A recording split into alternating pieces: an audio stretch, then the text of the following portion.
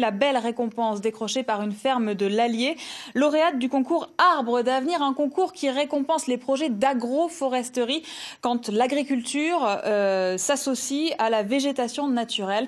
La ferme de l'Aya à Trézel fait le pari de planter 3500 arbres sur ses terres.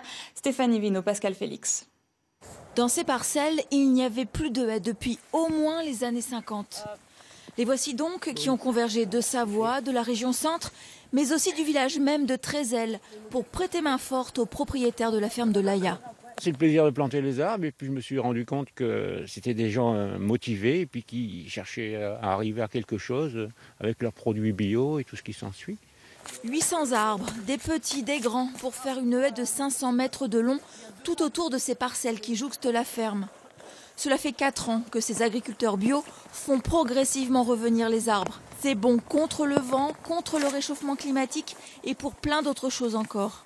Un intérêt pour la biodiversité, pour aussi filtrer les sols, pour aussi redonner au sol un petit peu de vie et créer des corridors de vie qui vont nous apporter des auxiliaires pour gérer nos cultures, gérer les ravageurs de nos cultures. C'est pas important qu'il y ait beaucoup d'écorce autour du plant, mais plus autour.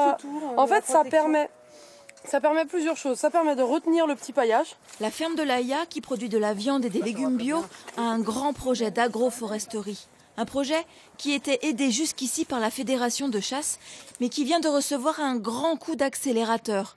Il a reçu l'un des premiers prix du concours Arbres d'avenir. Ce prix, c'est quelque chose d'assez exceptionnel pour nous, puisque c'est quand même une enveloppe de plus de 16 000 € pour planter des arbres. Donc c'est le projet agroforestier qu'on a déjà depuis quelques années, qu'on va enfin pouvoir concrétiser, parce que sans cet argent, finalement, je pense qu'on aurait pris beaucoup plus de temps pour le mettre en place. On est sur un projet de plus de 3500 arbres. À terme, il y en aura sur toute la ferme, et notamment dès l'automne prochain, au milieu des parcelles. Des arbres au milieu des champs, comme autrefois.